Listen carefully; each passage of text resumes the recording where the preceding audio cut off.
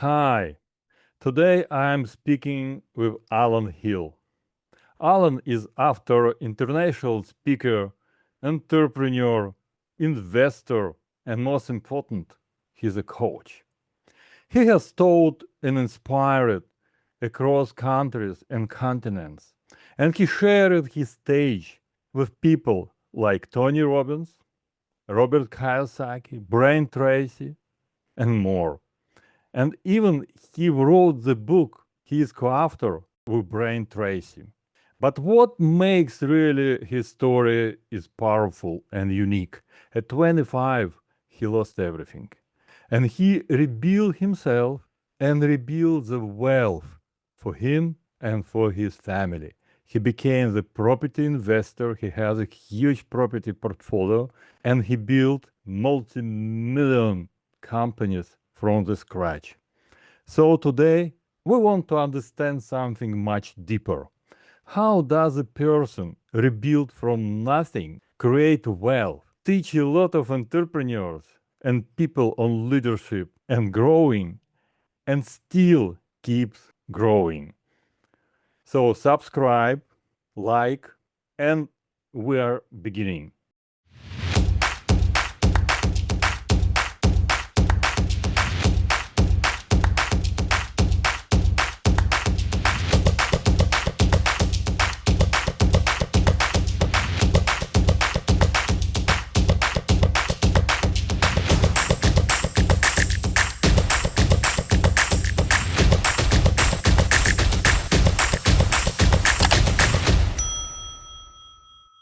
Welcome, Allan. Thank you for coming to my podcast. Thank you so much indeed, Dr. Leon. Great to be with you here. I'm very honored to be chosen to be here with you today and look forward to our conversation. Yeah, great to have you, really. So, Allan, my first question, who is Allan Hill? Thank you. Great question. Well, it's interesting you asked that because who is Allan Hill? It's me and my father. We're both Allan Hill. So one of the reasons I always go about the Allan P Hill with my name everywhere like that is as a young kid, it was always Allan Senior or Allan Junior. So I put that in there just to distinguish us. But that's a personal note. Who am I really? Well, I grew up in the UK, as most of you who are listening can probably tell. I've got a British accent from the Southeast. I've got a Brazilian wife, and I currently live in the Algarve in southern Portugal. So that's on my personal side. I have two kids, a 7-year-old and about to turn 5-year-old, two young boys. My oldest is Jensen and my youngest is Lando. So those of you who are eagle-eyed, interested in motorsport, you'll notice that I have a keen interest in Formula One as well. So that's my personal side. And on the business side, for the last 22 or so years, I've been mostly focused in the area of business and entrepreneurship, with a specific focus in the area of finance. So finance for entrepreneurs, myself included, as well as property and property investing, which again is focused on numbers and data, which all sounds very boring for people that aren't interested in numbers and data. But the thing I like to share with people is when you get a bit of discipline and strategy around the area, it gives you freedom to do the things that makes your heart glad and that serves you and your family in the real world. It allows you to pursue your passions and your dreams as well. So on that note, in terms of passions and dreams, I also am a stage speaker. Typically 10 to 12 times a year, I speak internationally. I've done so in 25 countries around the world, and typically in Asia, Middle East, and Europe at the moment, where I'm focused, helping guide people in the area of their moving towards their goals and their dreams, not only in the area of their financial life, but in other areas too, as a business coach and as a focus on finance and personal finance too. So that ties it all together nicely with my business and my personal life. Of course, there's many facets to me, as I'm sure there is to every one of our listeners. So I hope to be able to connect with you guys today who are listening. And I thank you for being here and taking the time to listen as we serve you guys, and hope to give you as much value as we can from the stories that we're willing to share today. So hopefully that gives you a bit of an intro, Leon. Could you, that's amazing. So very interesting story. And could you define what is it wealth? So a little bit more about what you teach people, what you teach entrepreneurs, and how wealth connected to leadership today.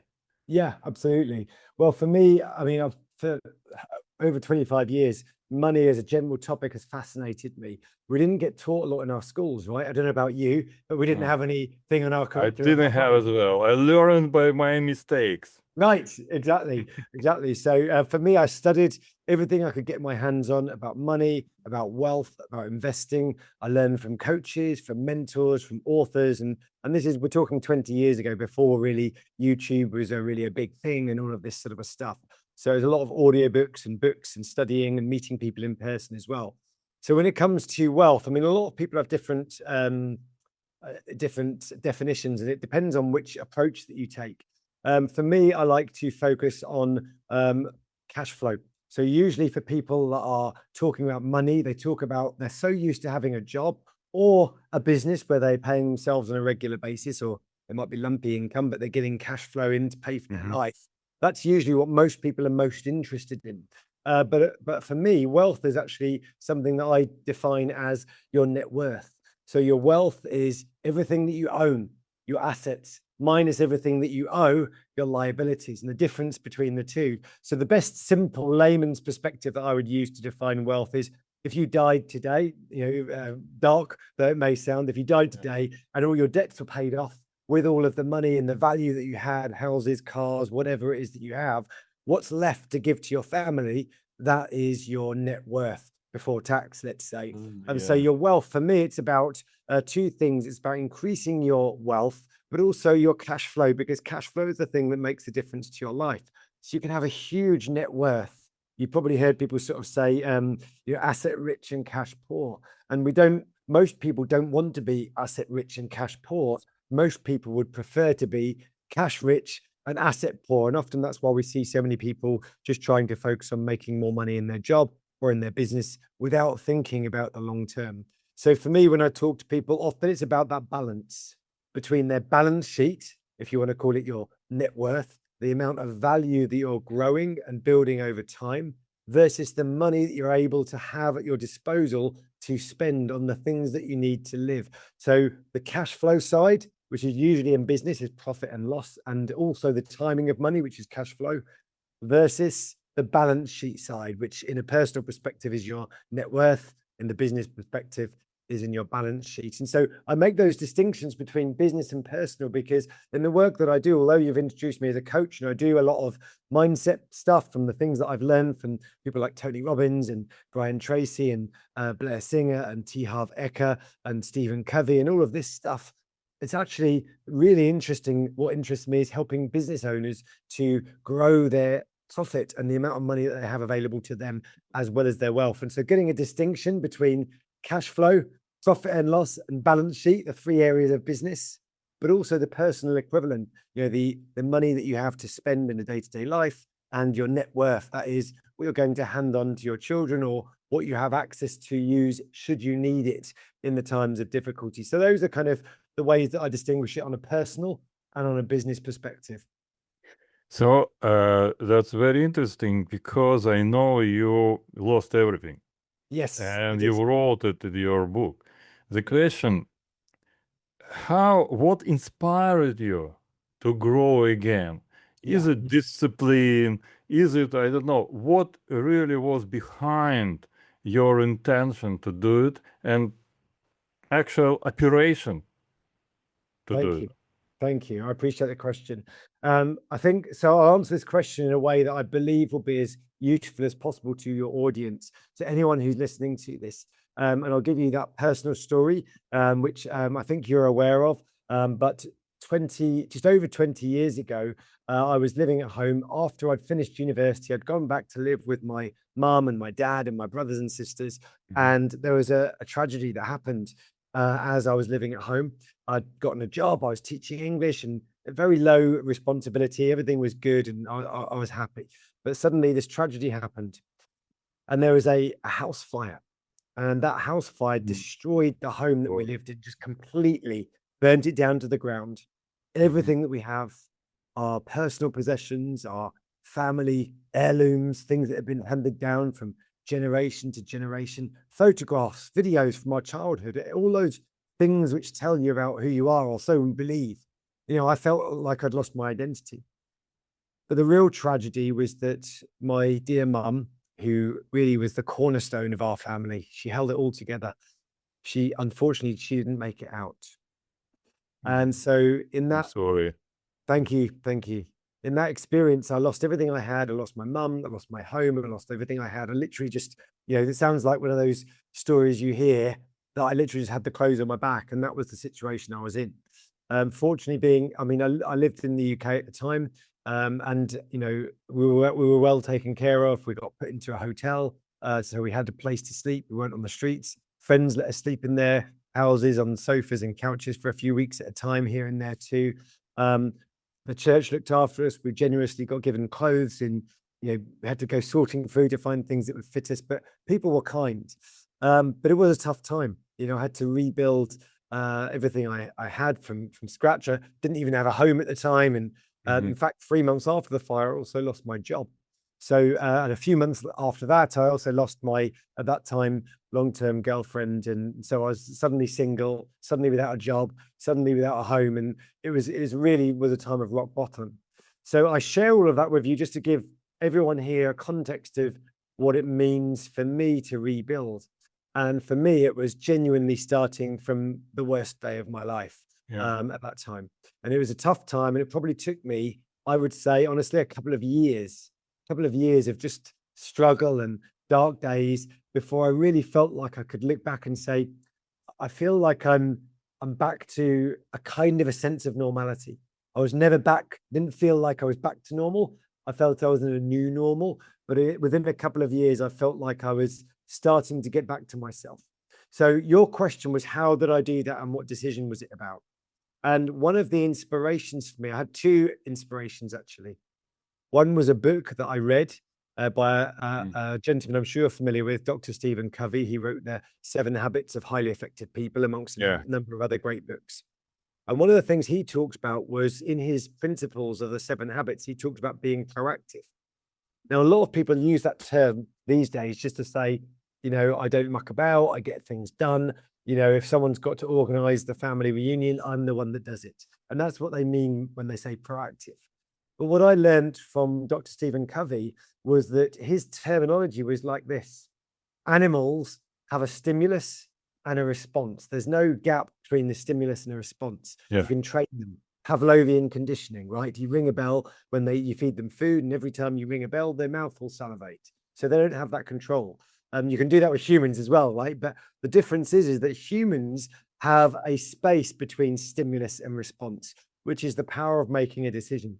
And that's what he means about being proactive, rather than being reactive, like someone cut you up in the traffic and suddenly you get angry at them and now you're angry all day. And he said, we have that human capacity to say, here's the stimulus. Now a decision happens before our response.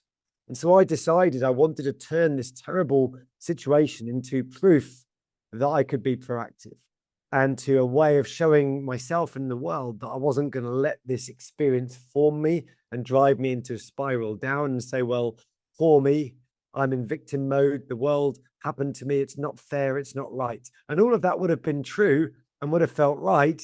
Some people can relate to that and say, yes, the world happens to you sometimes, right? But I wanted to have a different meaning, particularly because my mum had died.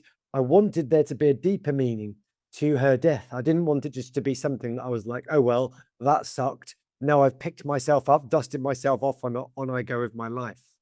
I wanted that horrible experience to have some deeper meaning that allowed me to make new decisions and actually live a better life than I would have done if that had never happened to me.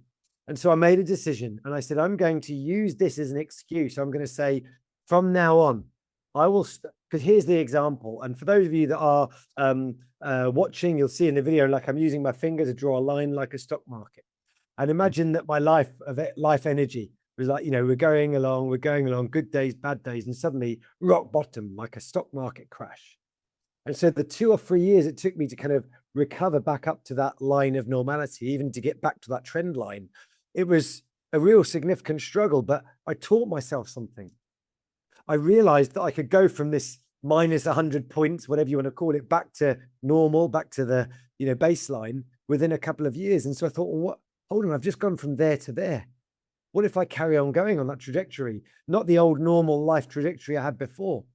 And I can use that terrible experience as an excuse to say, how could the new Allan, who's learned how to fight back and going a sharper upwards trajectory, how could new Allan make a decision that's different to what old Allan would have done? I'll give you one concrete example, and then I'll pass it back over to you for your thoughts or questions. So I decided to start a business with a friend. And I mean, that was a big step for me. I already was in fear about that.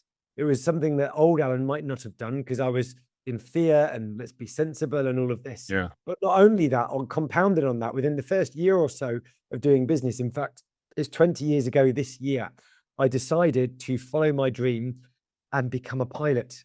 I went to Long Beach, California, in just outside of Los Angeles, and to follow that dream and say, and the reason I did that was not a sensible Allan decision. This was new Allan saying, I know I don't want a career as a pilot. I do want, though, to feel what it feels like to be one of those people are up there. Like in my mind, pilots were up there on another level. And could I be there? I didn't know. Could I get to that level? I didn't know. But if I gave myself the chance to follow my dreams, I used this tool that I often use now. And I said, I'm going to have an imaginary conversation with the Allan P. Hill on his deathbed, the old Allan. Hopefully I become an old man and live a long life. And I had an imaginary conversation, said, Allan, I'm going to spend this money. I'm not going to get an ROI. I won't get a return on my investment. I'm not looking for a job. But do you, old Allan on your deathbed, think that you'll ever regret this decision? And the answer was immediately a no. I'll never regret this. Go for it. Life is short. Your mum died at 54. Life is short. Go and live your life to the fullest. So I made the decision to become a pilot, to start a business, to begin investing in property, to do things that were beyond the realms of normal, things that would have scared me, things that would have seemed like not very sensible. And so all of that came from using that negative experience as an excuse to make a new decision. And so the point I'm making here when I share this with you, and what I hope the message I want to share with the audience is, you don't need to wait for a life challenge like I had to come along. It was a decision that I made that changed my life.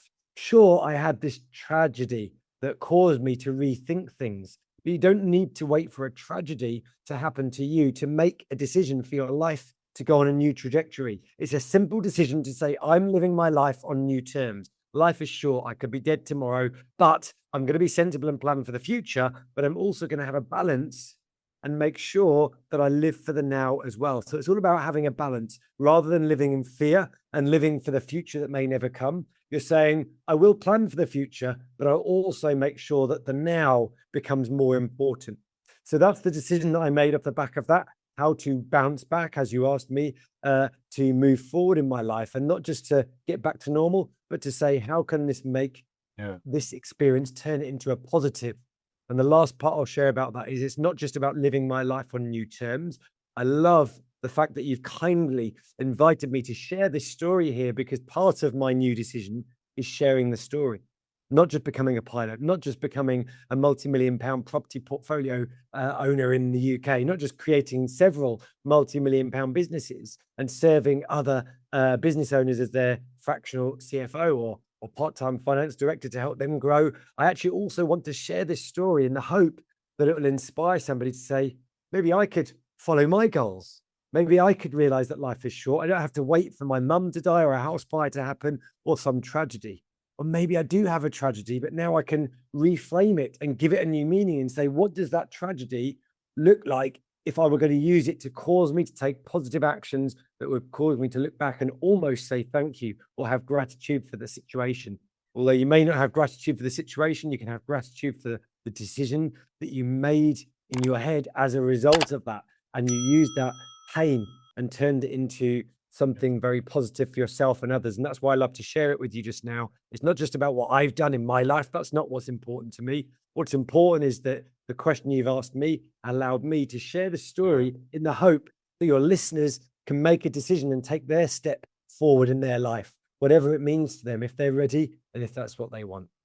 My friend, it's a great story of not just growing, it's a story of transformation. It is. And I know you not just grow by yourself, and you don't just working on yourself. That's right. You help other entrepreneurs not Yes. only to grow, because you cannot grow without real transformation. That's right.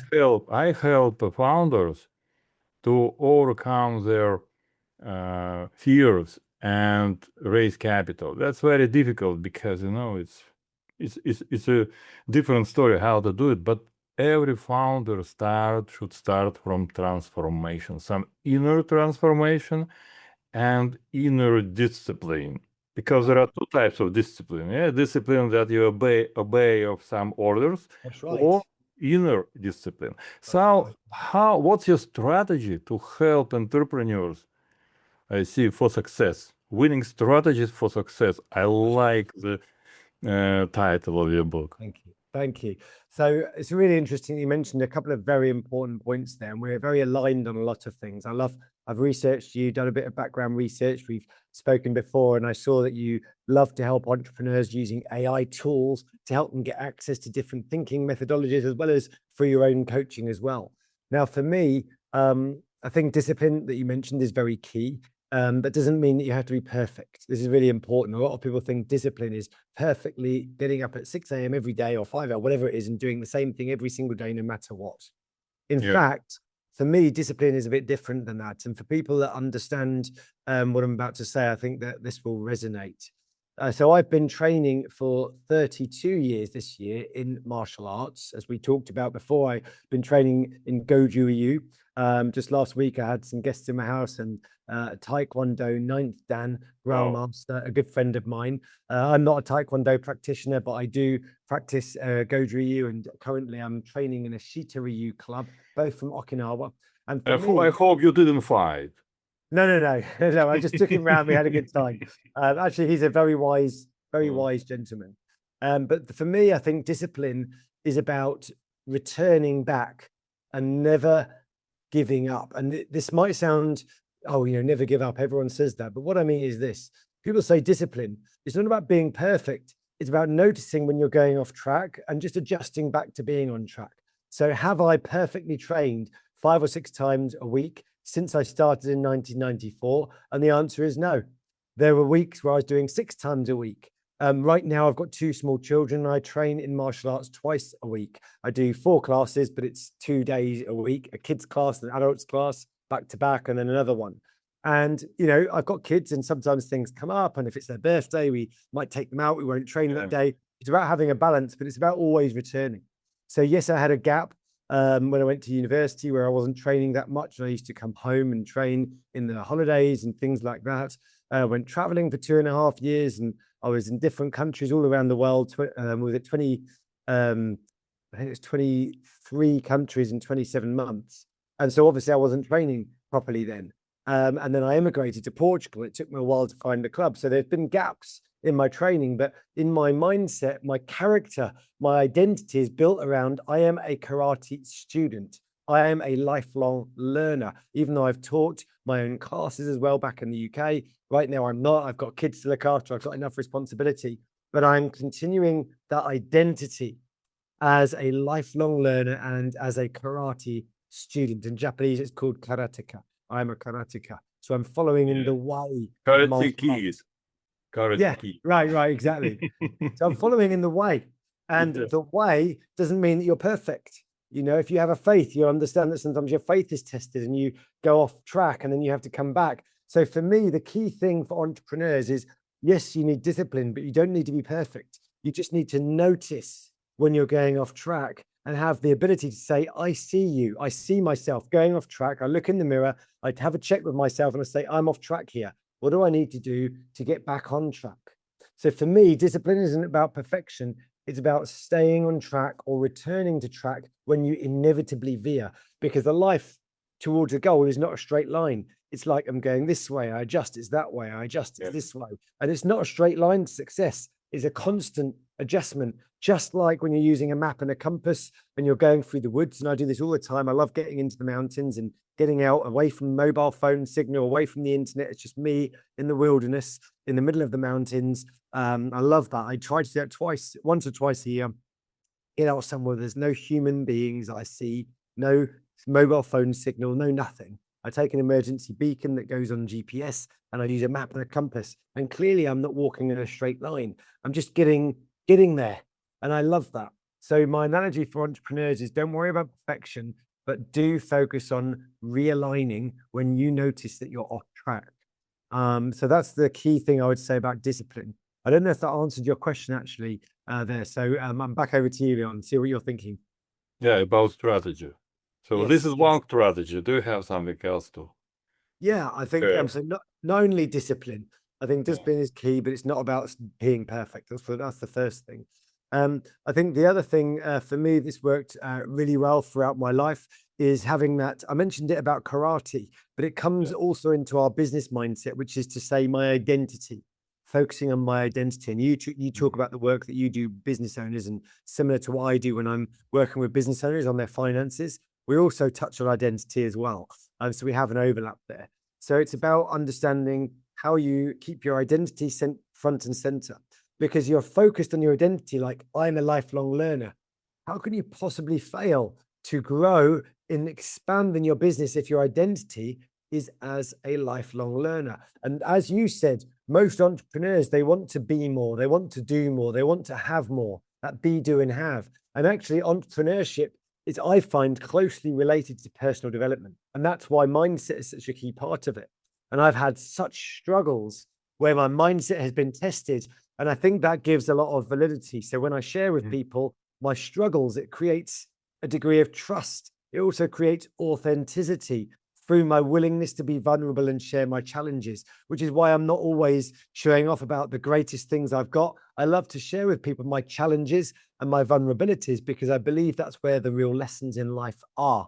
And so I've spent a lot of time around Robert Kiyosaki. I've been on stage with him in 5 or 6 different countries and 3 different continents: South America, South Africa, actually more than that, 4 continents. So South America, Africa, USA, Europe, and Asia, as well as the UK, all over the world. I spent a lot of time with him, had discussions with him. And one of the things that he says is that entrepreneurship, he believes, is a spiritual game. And what he means by that, entrepreneurship is a spiritual game, is that usually when you're going into the world of entrepreneurship or investing, you're doing it because you want to be, do, or have more in your life. And that kind of a person usually has a spiritual or a personal development aspect. And this is fulfilled through the path of entrepreneurship. They want to grow, to be more, do more, and have more. And so what he says is that a lot of people, they think that they're going for wealth, but actually sometimes that's just the path that leads them towards beingness, being a bigger person, growing and doing what they're meant to do on this planet. And often that's serving the world and helping many people. And often entrepreneurship does help people. It's not a cynical money grabbing situation. If you are living your mission on this earth to try to serve, my personal mission is to serve the greatest number of people in the greatest possible way. And so with that in mind, if I do so and I'm receiving an appropriate remuneration for helping as many people as possible in the most significant and powerful way as possible, then I'm going to get paid for that.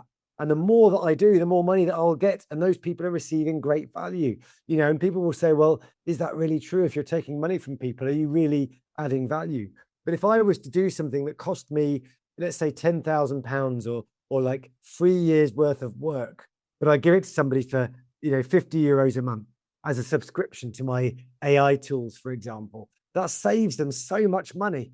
And I'm making a little bit of money and they're saving 10 or 20,000 euros or dollars or whatever it is, and they're only paying a small amount of money, and I'm being fairly compensated for what I'm given to them. So I believe that entrepreneurship is a give and take that gives exchange of true value.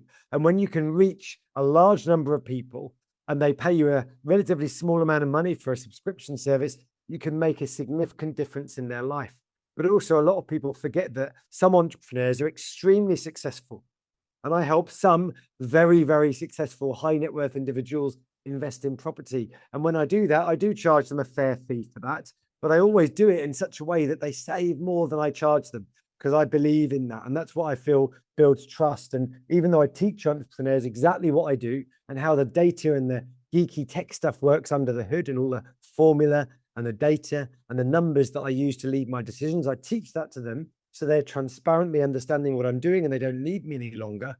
The fact they don't need me causes them to come back and use me again, because they know I've given them everything. They've seen under the hood. They could do it themselves. They understand how it works, but now they trust me. They've got transparency and they're too busy, or they think, well, I'd rather pay you to do that. So it's really good for business. So this is where a lot of entrepreneurs or people that want to be entrepreneurs think you have to screw people over and take money off them. Actually, no, you don't. By being very, very trustworthy and having a good reputation and doing whatever it takes to give them maximum value, people will come back to you again and again. Yeah. And that is my MO. I agree. Just this happens in the middle of the journey, because if you take most famous entrepreneurs, Bill Gates, I don't know, Jeff Bezos, and even me, I started without anything about mission, vision, and all this stuff. All I think famous entrepreneurs who build billion-dollar companies, they start just from idea of making money, and vision happens or came in a later stage, when you get inside, when you see whole the picture, and you understand that what you do is something gold, and really can, and you have money already, so you don't have to work for money anymore. That's right. Transformation happens. Yes. And this transformation happens exactly toward what you share it now. But in the beginning, it's only about money in 99% of cases. Absolutely. So I can tell you, when founders and early stage founders started to pitch me with all this bullshit about vision and mission, I stopped them immediately. Yeah. Because they see they are not there for this. Yes. They are there to make the company and sell it.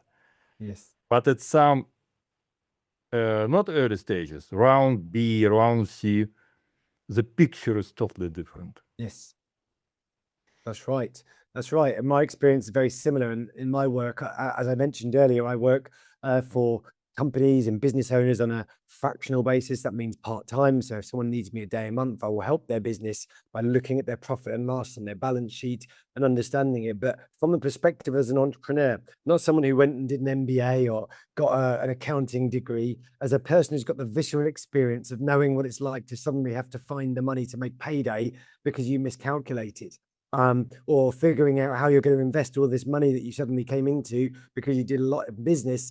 You've never had that kind of a money, and how do you feel about that, and what are you going to do with it, and how do you reconcile all of that? So from my perspective, I couple looking at people's actual business numbers and how they want to invest their money or how they want to manage their business with their mindset as well. And that's where, when they start to make money, that's when the other stuff starts to come along. They want to put their money into investments so they can have that stability, that security, and begin to think bigger and think more about their reason for being here and their mission. Yeah, exactly. So what do you think? How you choose whom to help? How you choose that entrepreneur is ready for transformation? Great question. Well, I'll always just meet with people or hop on a discovery call and get to know one another. And I always say to my clients, this is a two-way street, right? It's not a done deal that will work together. I don't want to waste my time, and I'm sure that you don't want to waste yours. So let's first of all find out if we're a fit. Now, some people might be listening and think, oh, it's a load of BS. You'll just take whoever is going to pay you the money. And if you have that mindset, that's something that is what you're talking about earlier, where all they're thinking about in the early days is the money. When you're in a situation like I am, where everything that I do, no one thing I do is necessary for my income. I have my property portfolio that provides passive income. I have it professionally managed. So all I've got to do is make occasional decisions once a month about, I want to replace the dishwasher because it's broken, or the washing machine. Which one do I choose? Or am I happy with this tenant or that one? So it becomes a very supportive to me fulfilling my mission, which is how I was able to spend 2.5 years traveling the world just to sort of explore. So how I connect with people is I will ask them questions about where they're at in their life, where they're at financially, but also what their goals are and where they want to go. And if I think that I can add value to them, then I will tell them. But equally, if I think that I can't add value, I will say to them, look, I don't think this is the right time for you, or I don't think I'm the right person for you at this time. You need someone perhaps at an earlier stage, or perhaps at a lower cost point, or something like this. Because I tend to work best with people who are in the 1 to 2 to 3 million pound revenue mark Mhm. to me, and they're only making 150 or 200,000 a year, then ultimately I would say they might need to focus on growing their business to a point before they're going to spend any money with me. I mean, I can work on doing more affordable things now with AI and give people a subscription to a package, which helps them out. But in terms of giving my actual time, then I'm a lot more careful these days about who I work with. So you meet a lot of talented people, ambitious Yes. people Yeah. who really get stuck. Yes. So what you suggest them to start from? When they get stuck, Yeah, get stuck in something, in a business or somewhere, so cannot move with their dreams, so they're staying stuck. So yeah. what you would ask them to do first? Great question. So, I mean, one of the things that I do, so for the last 2 or 3 years, I've been spending, we've connected a bit about AI, and I've spent the last 3 years extensively exploring and playing with AI. And I've been using it to help entrepreneurs to reduce their blind spots in their strategy and their thinking.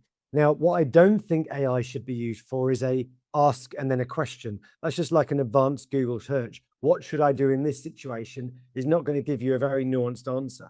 But what I help entrepreneurs do is ask questions the right way to identify those blind spots. I use AI to help support this, but of course, in my 20 years experience in business, over 20 years experience in business, and as a coach and a finance director, I ask good questions to people. It's all about starting with a good question, an empowering question, something that's an open question, not a closed question. So I'll give you some examples. So the open questions are usually what we call in English the WH questions. It's the where, what, why, who, how, when, and all of this stuff.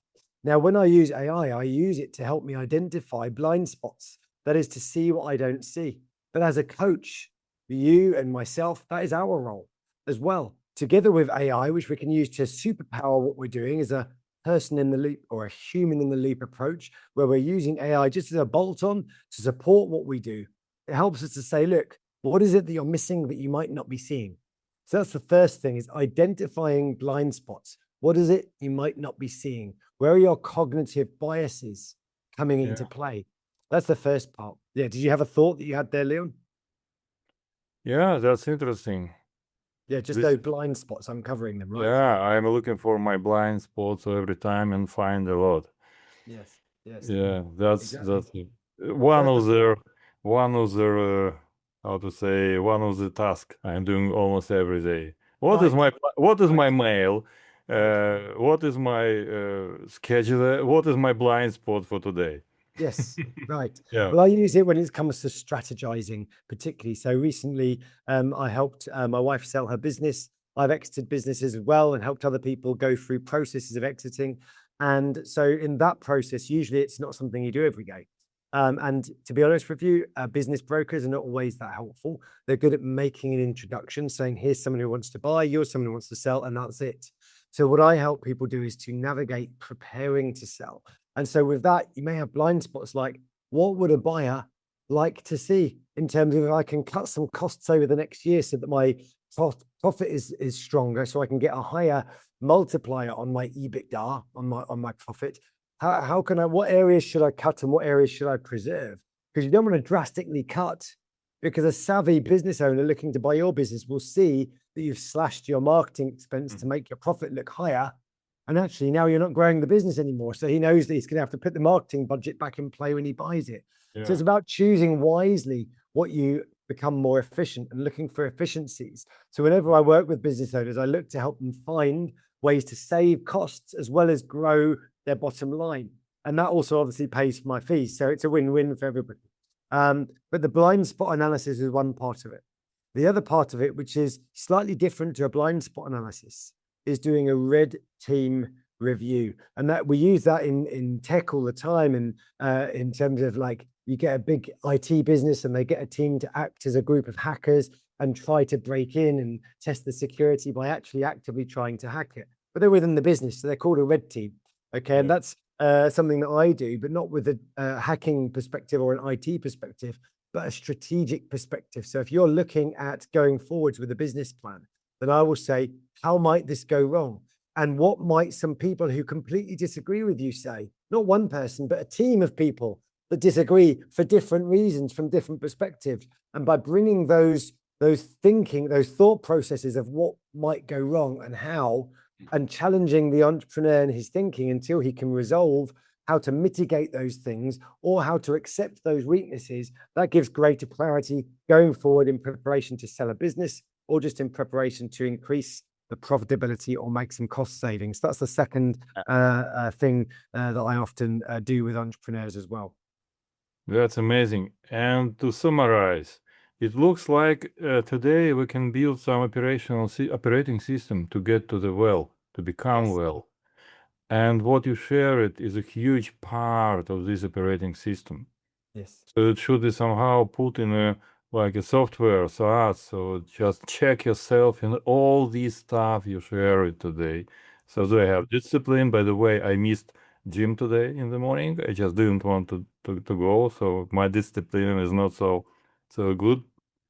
But having such operating system really could help people and entrepreneurs to grow and to build wealth and to understand their limitations and blind spots. Exactly. That's amazing.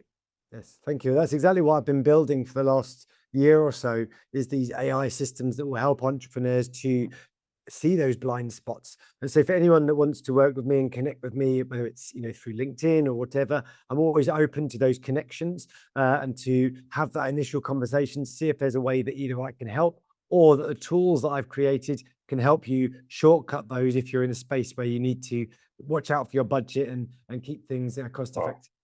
So what your valuable advice to entrepreneurs and specifically to founders, startup founders in today, 2026, world is totally different. And what is your advice? Thank you. Well, I think it's all about, if you're an entrepreneur, then you want to move away. I'm sure many of the listeners are, and many of you are already moving in this direction. But it's very important to realize the distinction between having a job and having a business. Because actually, having a business where you're basically selling your time and not make business your job. Right, exactly. That's a big problem. When people raise a lot of money, they just transform their business into their job, and that's a big problem. That's it. Exactly. So a lot of people think, I don't want a job, I want to have my own business. And they end up with a job that they own. They own their job, but it's still a job because they're charging by the day or by the hour. And it's still a job, and they're still limited by the number of hours there are in a day. So the key thing that I say is, whatever you do, rigorously focus on leverage and scalability. If you are in a business where you are the bottleneck and you are the one providing the service, then you are guaranteed to be limited by the ability that you have to serve your customers with the hours that you have in a day.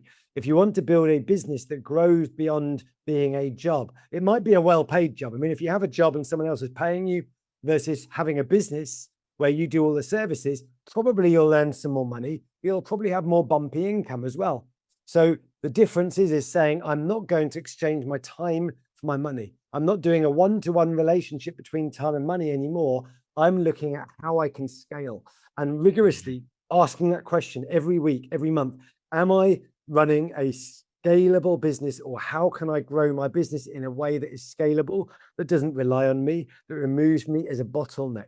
And a lot of business owners aren't doing that, and they're leaving money on the table because they are being the one that is the primary value driver, instead of saying the system I've created, or the people I'm providing opportunities for, or the products that I don't even need to create my own product this day and age. You can sell other people's products, other people's services, other people's digital products. Why would you go to the trouble of building your own when you can often make more money, not even thinking about the product, and just focus on marketing? So the bottom line is scalability and leverage and marketing.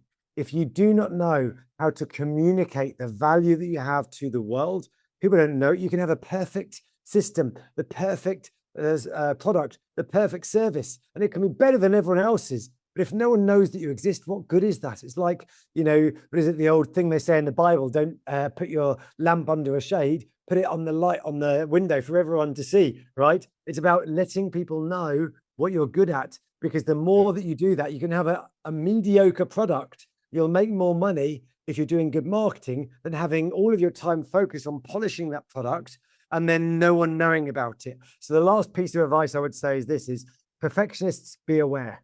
I use AI to help also avoid perfectionism in terms of the Pareto principle, the 80-20 principle, and saying, what can I do today that will give me 80% of the value from 20% of my effort? So that, and marketing is one of those areas, I believe, is the marketing is, if you spend your budget or some of your time and effort in marketing, then your business will grow. And then as you're acquiring customers and you're getting money and you're getting profit, you can use that profit to invest in continually improving your product rather than waiting till something is perfect, Right. and then selling it. You start with a basic minimum viable product, something, you get your first 100 users, and then you iterate. And you might lose some of those first 100 users as you evolve, but you'll get new ones. And those are the ones that are coming in that are paying you to continue evolving. And you're basically being paid to grow your business and to grow your product and to evolve as you go. Thank you very much, Alan. It was so impactful conversation. I can talk to you for hours, but now we have to wrap up. Yes. So thank you. And we had an amazing entrepreneur, international speaker, and entrepreneur coach, Allan Hill.